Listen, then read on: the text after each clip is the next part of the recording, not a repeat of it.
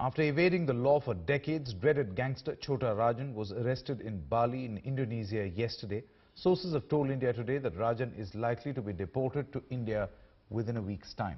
Minister of State for External Affairs, VK Singh, was sent to Bali to ensure that there was no time loss in taking decisions on the ground for highest level clearances. National Security Advisor Ajit Doval, along with top officials of the security agencies, were also present at the operation room in Delhi. Meanwhile, Maharashtra Chief Minister Devendra Fadnavis has said that the state government will provide evidence of the crimes committed by Rajan in Maharashtra to seek his custody. हमारे लिए वो wanted है, तभी भी वो central government का inquiry खत्म होने के बाद तुरंत हम महाराष्ट्र के लिए बहुत सारे गंभीर गुने के लिए वो छोटा राजन की हम मांग करेंगे. And India Today breaks down the modus operandi used by the Indian agencies that led to the arrest of Chhota Rajan. Over the last few hours, what our reporters have been doing is speaking to the stakeholders, speaking to the people concerned who've actually been part of this operation to bring Chhota Rajan back. And what we can tell you for sure here on India Today is this was a well-crafted operation. We've got confirmed information, obviously off the record from many of these people, about precisely how this happened. Let's just break it down for you and tell you what an amazing story it's actually adding up to be, to give you a sense of what the government actually had to do to get Chhota Rajan in its net. The Indian agencies actually got a first tip-off about this, about Chhota Rajan being in Sydney sometime in September.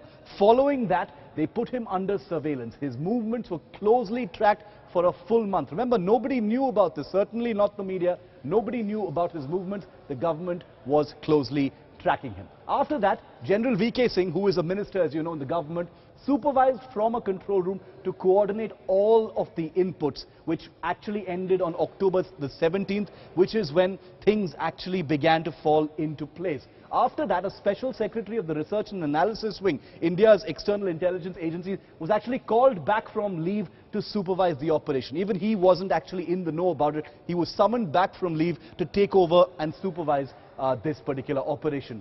General VK Singh and 7 other officials flew to the capital of Indonesia on the 22nd of October. So they were there in that country for a different event, but the officials from the CBI, the Intelligence Bureau and RAW were actually in that team headed by the minister as he was in Indonesia. So this was clearly to do with something relating to security, and obviously now we know that it was Chhota Rajan.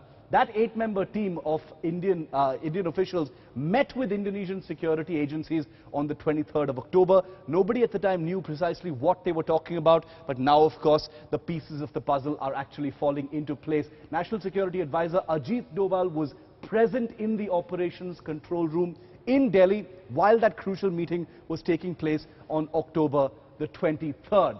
Remember that Chhota Rajan was finally arrested in Bali on October the 25th. That is on Sunday, and after that India and Indonesia have actually been in touch with each other, and an extraction, a promise, a pledge has been taken from the Indonesians, which was actually covered right from the beginning, that he would finally be extradited back to India. So that's precisely how everything actually happened.